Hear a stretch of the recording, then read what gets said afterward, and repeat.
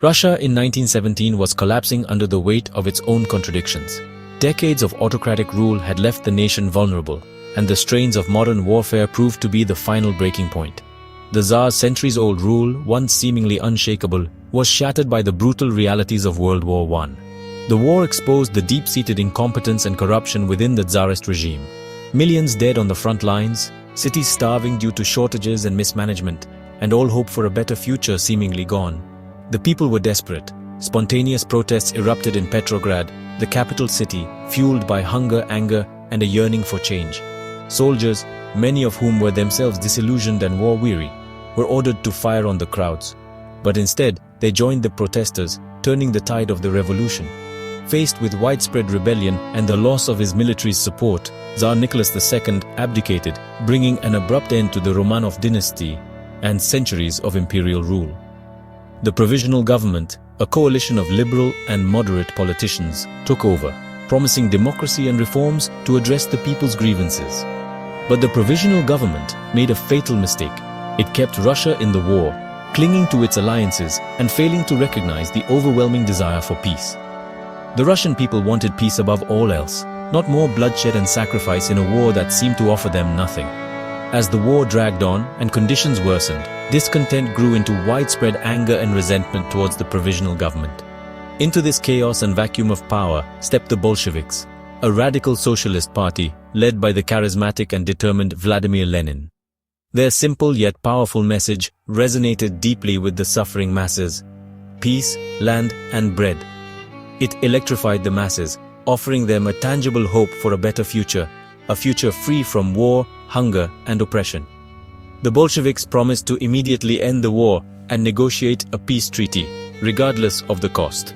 They pledged to give land to the peasants who had long toiled under the oppressive landowning system and to feed the hungry, ensuring that no one would starve.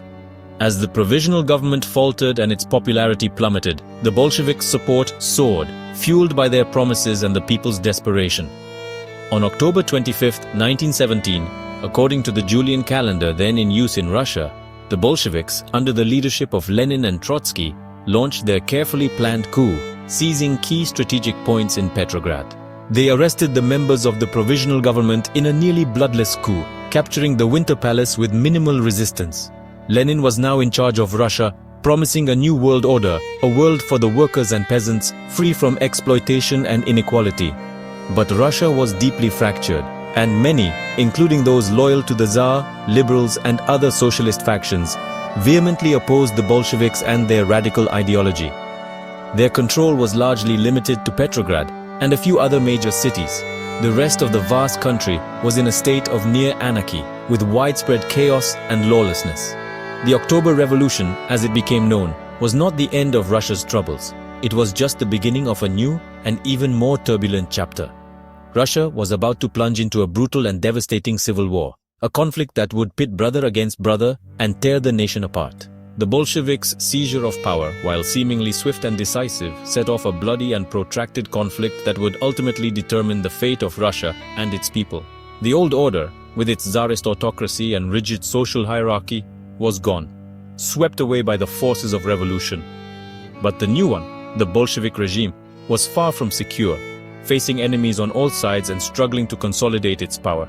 The Russian Civil War, a brutal and multifaceted conflict, had begun, pitting the Bolshevik Reds against a diverse coalition of anti-Bolshevik Whites. The fate of the world's largest country, with its vast territory and diverse population, hung precariously in the balance, dependent on the outcome of this bloody struggle. The Bolsheviks would have to fight not just for political power, but for their very survival, against overwhelming odds and a multitude of enemies. Their radical vision of a workers' paradise, a society based on equality and social justice, would be tested in the crucible of civil war, facing unimaginable challenges and sacrifices. The coming years, filled with bloodshed, famine, and political intrigue, would ultimately decide Russia's future, shaping its destiny for decades to come. The revolution, with its initial promise of peace and liberation, was not the end of the story. It was merely the spark that ignited a much larger and more devastating conflict. The real battle for Russia's soul, a battle that would determine its future and shape the course of the 20th century, was just beginning. The Bolshevik takeover shocked Russia. Some hoped for change, but many saw a new dictatorship rising. The Bolsheviks crushed opposition, shut down critical newspapers, and unleashed the Cheka secret police. The old elite, aristocrats, officers, businessmen, lost everything and fought to reclaim their world. Other revolutionary groups like the Mensheviks and socialist revolutionaries felt betrayed by Lenin's one-party rule. Russia's vastness fueled chaos. Local warlords and nationalist movements seized the moment to break away. The country fractured into dozens of warring factions. The civil war was not a single conflict, but many, all at once. The Bolsheviks' radical changes threatened every part of Russian society. Their enemies were everywhere: old elites, rival socialists, and regional separatists. The struggle for Russia's future became a fight for survival. The revolution had unleashed a storm. The civil war would decide who controlled Russia's destiny. The Russian Civil War pitted brother against brother, tearing the nation apart. At its heart, the conflict's main rivals were the Reds, Bolsheviks, and the Whites, a loose and often fractious alliance of anti-Bolshevik forces united only in their opposition to Lenin's regime. Lenin, the revolution's architect, led the Reds with an iron fist, but Trotsky, with ruthless efficiency, built the Red Army from the ground up, enforcing iron discipline and conscripting millions of soldiers, transforming a ragtag group into a formidable fighting force. The Reds strategically controlled Russia's industrial heartland, the source of vital war materials, and the crucial railways, allowing them to move troops and desperately needed supplies swiftly across vast distances.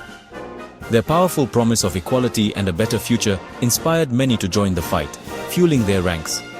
In stark contrast, the Whites were deeply divided, a mix of monarchists yearning for the Tsar's return, liberals advocating for democracy, and moderate socialists with their own visions, all led by former Tsarist generals clinging to the old ways. They fundamentally disagreed on Russia's future path, whether it would be ruled by a king or a president, clinging to the old order or embracing the new. Consequently, their armies were scattered across the vast landscape, tragically lacking unity of purpose and a strong, central command to coordinate their efforts. Crucially, the Whites failed to win the crucial support of the peasant population, who deeply feared the potential return of the hated landlords and the old feudal system. The Reds, in contrast, offered a radical, albeit uncertain future. The Whites, in their eyes, represented only a return to the oppressive past. This fundamental disunity and lack of popular support ultimately crippled the White cause. The Reds' single-minded purpose, driven by revolutionary zeal and their firm control of vital resources, gave them a decisive edge in the brutal conflict. The outcome of the Civil War would ultimately be decided by unity of purpose, a clear vision for the future, and the unwavering will to win at all costs. The fate of Russia, its people, and its future hung precariously in the balance. Only one side, the Reds or the Whites, could emerge victorious from the bloody chaos and reshape the nation in its image. The Civil War erupted in scattered clashes, growing into a nationwide inferno. Early White armies formed in the south, poorly equipped but determined.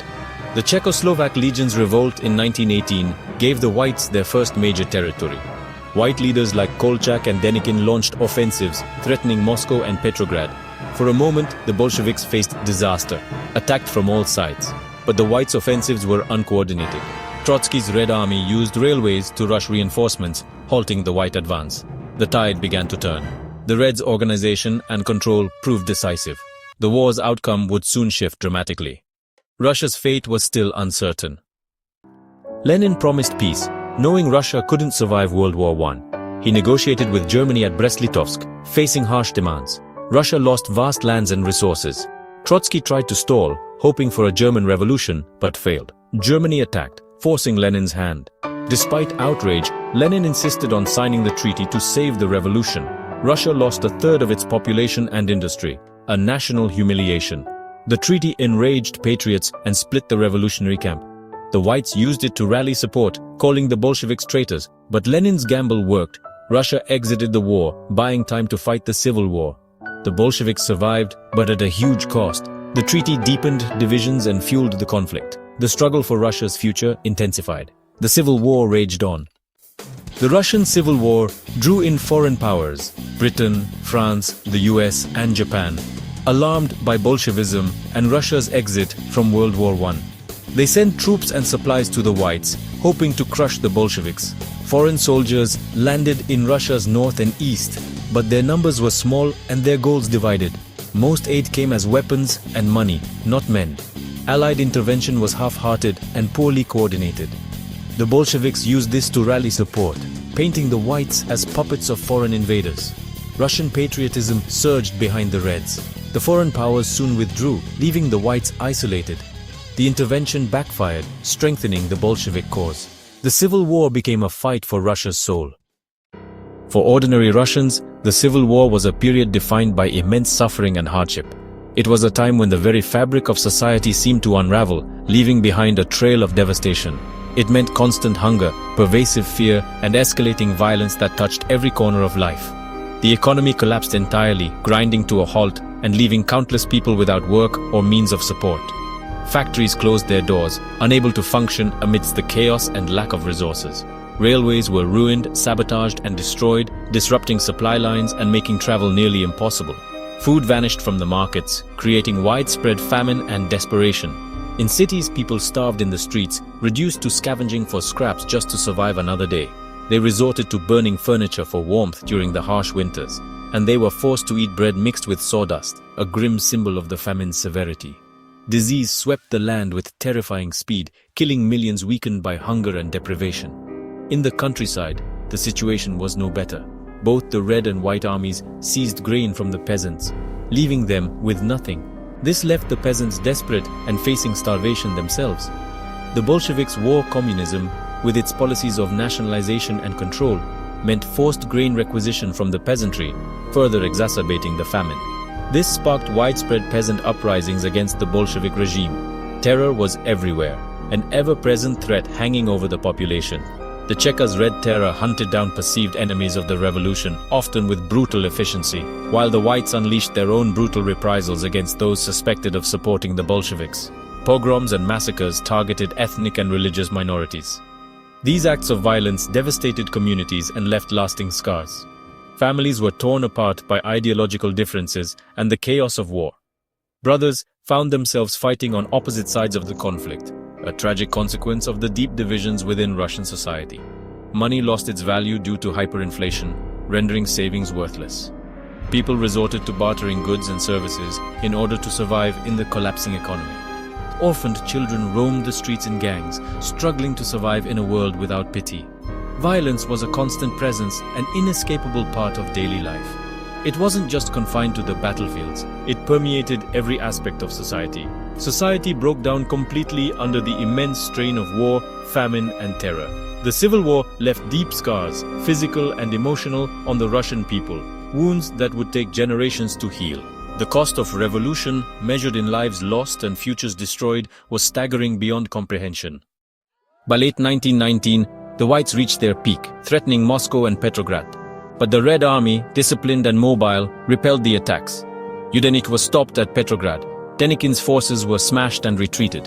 Kolchak's army collapsed in the east. He was captured and executed. The Reds had survived their greatest danger. The White armies disintegrated, unable to unite or win peasant support. The Bolsheviks' control of the heartland was secure. The Civil War dragged on in the borderlands, but the outcome was clear. The dream of a workers' paradise faded into a one-party dictatorship. Russia was in ruins, its people exhausted. The Bolsheviks had won by force and would rule by force.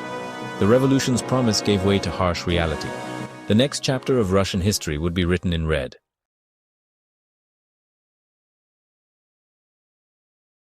The air in Petrograd crackled with electricity in October 1917. It was a city on a knife's edge. The old world of the Tsars had vanished months before, but the new provisional government was weak, indecisive, and losing its grip. Soldiers were deserting the front lines of World War I in droves, peasants were seizing land from the nobles, and workers in the cities were starving and angry. The streets were a sea of gray greatcoats, red banners, and anxious faces. Into this power vacuum stepped a man with a simple, brutal, and incredibly powerful message: Vladimir Lenin. His Bolshevik party promised peace, land, and bread. It was a slogan that cut through the chaos like a razor. On the night of October 25th, the Bolsheviks made their move. It wasn't a grand battle fought by massive armies in broad daylight. It was more like a coup, swift and decisive, happening under the cover of darkness. Red Guards, armed factory workers, and loyal soldiers fanned out across the city. They seized key strategic points with startling efficiency: the telephone exchanges, the railway stations, the post offices, and the state bank. There was surprisingly little resistance. The city held its breath, waiting to see what would happen next. The final act of this urban drama played out at the Winter Palace, the opulent former home of the Tsars, and now the seat of the beleaguered provisional government. A blank shot fired from the cruiser Aurora anchored in the Neva River was the signal. Red Guards stormed the vast ornate building. Inside, the ministers huddled, waiting for a rescue that would never come. They were arrested without a fight. By the next morning, Lenin could stand before the Congress of Soviets and declare, "We shall now proceed to construct the socialist order." The Bolsheviks had won Petrograd, but Russia was not Petrograd. It was a vast, sprawling empire of countless different peoples, interests, and loyalties. Lenin's new government immediately found itself isolated. The peace he had promised came at a terrible price. The Treaty of Brest-Litovsk, signed with Germany in March 1918, gave away huge swaths of Russia's most valuable territory, including Ukraine, Finland, and the Baltic states. For many patriotic Russians, this was a national humiliation, a betrayal beyond comprehension. It was the final straw that ignited the flames of civil war. The country was about to tear itself apart in one of the most brutal conflicts of the 20th century. The battle lines were drawn, but they were messy and chaotic. On one side were the Bolsheviks, who called themselves the Reds. They controlled the industrial heartland of central Russia, including the key cities of Moscow and Petrograd. This gave them control over the railways, the factories, and the levers of government. Their enemies were a confusing and disunited collection of groups known collectively as the Whites. The Whites were a bizarre coalition of everyone who hated the Bolsheviks, monarchists who wanted to restore the Tsar, liberals who wanted a democracy, moderate socialists, and disgruntled military officers.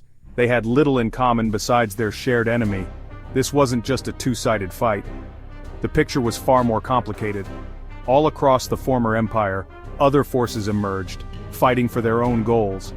These were the Greens, peasant armies who fought against both the Reds and the Whites, defending their villages from anyone who tried to take their grain or conscript their sons.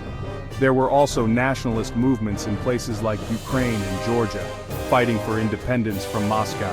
And to make matters even more complex, foreign powers intervened. Britain, France, Japan, and the United States sent troops and supplies to aid the Whites, fearing the spread of communism to their own shores. The Bolsheviks were on the ropes. Outnumbered and surrounded, their chances of survival looked slim. They needed an army, not the ragtag collection of Red Guards and revolutionary sailors that had seized the Winter Palace, but a disciplined, professional fighting force capable of taking on the White generals. The man who would build this army was Leon Trotsky. He was a brilliant organizer, a fiery orator, and a man of boundless energy and ruthless determination. Appointed Commissar for Military and Naval Affairs, he effectively became the creator and commander of the new Red Army. He would transform a mob into a weapon. Trotsky's methods were both ingenious and brutal. He knew the revolution lacked experienced military commanders.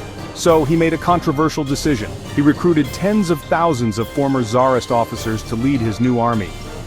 This was a huge gamble. Many Bolsheviks were horrified at the idea of trusting the very men they had just overthrown. To ensure their loyalty, Trotsky attached a political commissar to every unit. These were hardcore Communist Party members tasked with watching the officers, countersigning their orders, and ensuring the troops were indoctrinated with revolutionary zeal. It was a system of dual command, held together by trust and terror. Discipline was everything. Trotsky crisscrossed the vast fronts in a specially built armored train, a mobile command center from which he could direct the war effort. He would appear at a wavering sector of the front like a whirlwind, delivering powerful speeches that could rally demoralized troops and executing commanders who failed. He famously declared that any soldier who deserted would be shot. If a unit retreated without orders, the commissar and the commander would face a firing squad. It was a terrifyingly simple message: fight for the revolution or die. This iron discipline, forged in fear, gave the Red Army a coherence that the Whites often lacked. This new Red Army grew at an astonishing rate. Through mass conscription, it swelled from a few 100,000 to over 5 million men by the end of the war. They were often poorly equipped, wearing a mix of old uniforms and civilian clothes. Many went into battle without boots, but they had several key advantages. They controlled the railways, allowing Trotsky to shuttle troops quickly from one front to another. They also controlled the main armaments factories. Crucially, they were fighting for a single unifying idea: the defense of the revolution. This gave them a sense of purpose that their fragmented enemies could never match. While Trotsky was building the army, Lenin was reshaping the state. The goal was simple total mobilization of society for the war effort. This policy was called war communism. It was an extreme, desperate set of measures designed to keep the Red Army supplied and the cities fed, no matter the cost to the civilian population. All industry was nationalized, put under direct state control. Private trade was outlawed. The most hated feature of war communism was grain requisitioning. The cities were starving and the army needed to eat. Lenin sent armed detachments of party loyalists and factory workers out into the countryside to seize grain from the peasants. Officially, they were only supposed to take the surplus. In reality, they often took everything, including the seed grain needed for the next year's crop. Peasants who resisted were branded as kulaks, or wealthy exploiters, and could be arrested, imprisoned, or shot. This policy turned the countryside into a war zone, pitting the city against the village and creating a deep and lasting bitterness among the peasantry. To enforce these brutal policies and crush all opposition, the Bolsheviks created a new secret police force. It was called the Cheka. Led by the cold and ruthless Felix Dzerzhinsky, the Cheka became the sword and shield of the revolution. Its official task was to fight counter-revolution and sabotage, but its methods were terror. The Cheka operated outside the law, with the power to arrest, torture, and execute anyone it deemed an enemy of the state. It set up concentration camps and carried out mass shootings in the cellars of its prisons. This campaign of political violence became known as the Red Terror. The Red Terror was Lenin's calculated response to the threats facing his regime. After an assassination attempt left him wounded in August 1918, the terror was unleashed with systematic fury. The Cheka targeted not just active opponents like white officers or spies, but entire social classes. The bourgeoisie, the clergy, aristocrats, and intellectuals were all suspect. Thousands were executed simply because of who they were, not for anything they had done. It was a message written in blood. Opposition to the Bolsheviks would not be tolerated. Fear became a primary tool of government, a way to cow the population into submission and ensure the survival of the revolution at any human cost. For the vast majority of Russians, the Civil War was, honestly, a daily struggle for survival in a world that had been completely turned upside down. Life was, well, a waking nightmare of hunger, disease, and fear. In the cities, things were just catastrophic. The blockade by the whites and the breakdown of the transport system meant that food supplies dwindled to almost nothing. Ration cards were introduced, but the rations were pitifully small. A typical Petrograd worker might receive just a few ounces of black bread and some frozen potatoes each day. People ate whatever they could find: horse meat, dogs, cats, and even crows. The once grand avenues were filled with starving people, wrapped in rags against the bitter cold. Anna, a former schoolteacher in Moscow, wrote in her diary about the endless search for food. Every morning, she would join a queue that snaked for blocks, hoping for a loaf of bread. She described selling her last possessions: a silver locket, her husband's books, for a bag of potatoes on the black market. The black market, though illegal, was really the only thing that kept many city dwellers alive. The countryside honestly offered little refuge. It was a battleground, caught between the Reds and the Whites. Both sides took what they wanted. A peasant named Ivan, from a village near the Volga River, saw his life's work destroyed in a single day. First, a Red requisitioning squad arrived and took his grain and his best horse for the army. They accused him of hoarding and threatened to shoot him. Weeks later, a white cavalry unit rode through. They took what little food was left, whipped him for not showing enough respect, and conscripted his teenage son into their army. Ivan didn't care about politics, he just wanted to be left alone. He, like millions of other peasants, came to hate both sides equally. Amid all this horror, there was also a strange, almost fanatical hope, especially among the young and the committed Bolsheviks. They truly believed they were building a new world, a workers' paradise, and that the suffering was a necessary price to pay. They volunteered for the Red Army, worked punishing hours in the factories, and served on committees to distribute food. They saw the war as a glorious crusade against the forces of darkness and oppression. This revolutionary fervor, this belief that they were on the right side of history, gave the Red cause a powerful psychological edge. It was this intense commitment contrasted with the despair of daily life that really defined the human experience of the war. For a time in the middle of 1919, it really seemed as though the White armies were on the verge of victory. From the south, General Denikin's forces pushed north, capturing Kiev and Orel, coming within 250 miles of Moscow. In the east, Admiral Kolchak's armies controlled the vastness of Siberia. In the northwest, General Yudenich launched a desperate assault on Petrograd itself. The Red Heartland was squeezed from three sides. Lenin reportedly even considered abandoning Petrograd to save Moscow, but this was honestly the high watermark of the White cause. Just as victory seemed within their grasp, their offensives faltered and their armies began to collapse. The primary weakness of the Whites was their disunity. They were a coalition of rivals, not a team of allies. Monarchists, Republicans, and Cossack separatists all had different visions for Russia's future. The generals were deeply suspicious of each other and failed to coordinate their attacks effectively. Denikin distrusted Kolchak. Kolchak refused to recognize the independence of Finland, which might have provided a crucial ally in the north.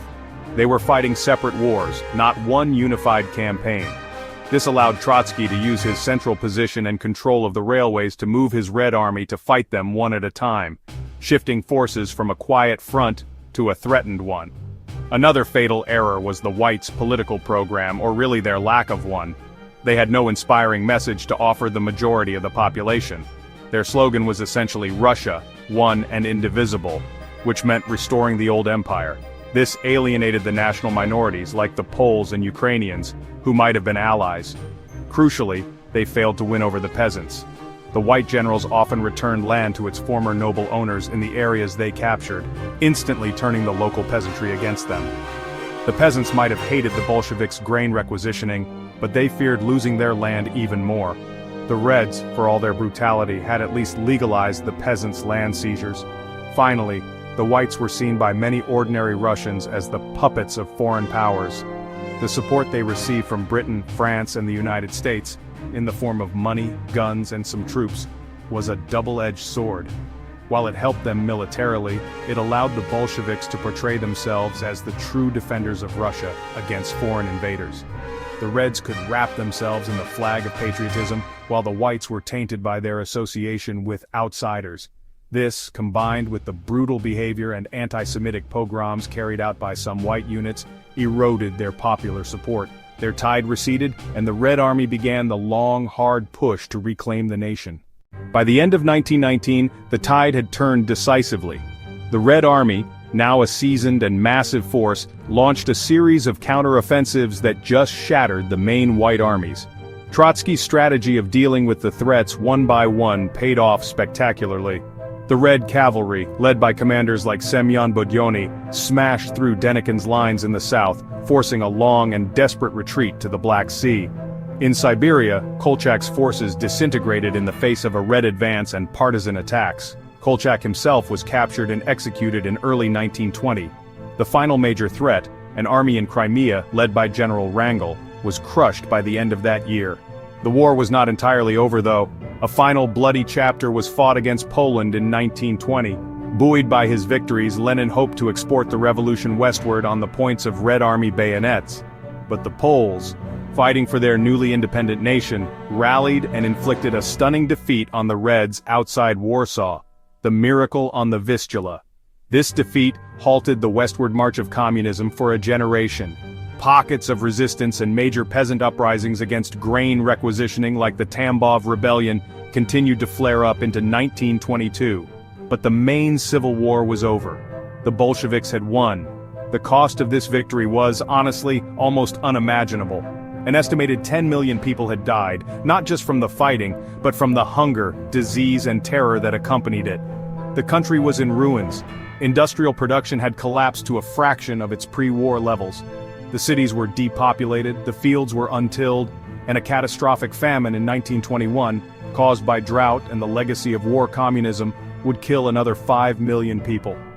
Russia had survived the war, but it was a shadow of its former self, a nation traumatized and exhausted to its very core. The dream of a worker's paradise had been born in a nightmare. Out of this wreckage, Lenin and the Bolsheviks consolidated their power. Russia was renamed the Union of Soviet Socialist Republics in 1922. The Communist Party established a complete monopoly on power, crushing all rival political parties and silencing any form of dissent. The state they built was centralized, authoritarian, and utterly ruthless, forged in the crucible of civil war. The institutions created to win the war, the Red Army, the secret police, the command economy, the use of terror as a state policy, did not disappear when the fighting stopped. They became the permanent foundations of the new Soviet state, shaping its character for the next 70 years. The victory of the Reds in the Russian Civil War was, honestly, one of the most pivotal events of the 20th century. It didn't just change Russia, it changed the world. For the first time in history, a party espousing Marxist ideas held power over a vast nation. This sent a shockwave across the globe. For revolutionaries and radicals everywhere, from Berlin to Beijing, the Soviet Union became a beacon of hope. It was proof that capitalism could be overthrown, and that a workers' state could actually be built. Communist parties sprang up in countries all over the world, inspired by Lenin's example, and often funded and directed by Moscow. For the governments of the West, the survival of the Soviet state was a source of profound fear. The Red Scare that swept through countries like the United States and Britain was a direct result of the Bolshevik victory. The specter of communism, of violent revolution, the abolition of private property, and state-sponsored atheism, haunted the corridors of power in London, Paris, and Washington. This fear would shape international relations for the rest of the century. It fueled an ideological conflict between communism and capitalism that would eventually escalate into the Cold War, a global struggle that defined the second half of the 20th century. Within Russia, the legacy of the Civil War was deep and enduring. The conflict militarized the political culture of the Communist Party. Its leaders had learned to solve problems not through compromise and debate but through force, coercion, and absolute commands. The idea that any means were justified to achieve their revolutionary ends became deeply ingrained in the party's DNA. This mindset paved the way for the future horrors of Stalin's rule. The man who would succeed Lenin, Joseph Stalin, had been a key figure during the Civil War, learning lessons in ruthlessness that he would later apply to the entire country with devastating effect. Ultimately, the 9 minutes it took to storm the Winter Palace in 1917 had unleashed years of unimaginable violence that gave birth to a new kind of state. The Soviet Union was born not in peace and prosperity, but in blood and fire. The war ensured the survival of the revolution, but it did so at a terrible human cost and by creating a system built on control and fear. The hope for peace, land and bread had led to war, famine, and a dictatorship. The Russian Revolution did not end in 1917. It was forged in the Civil War, and its consequences, for Russia and for the entire world, would echo for decades to come.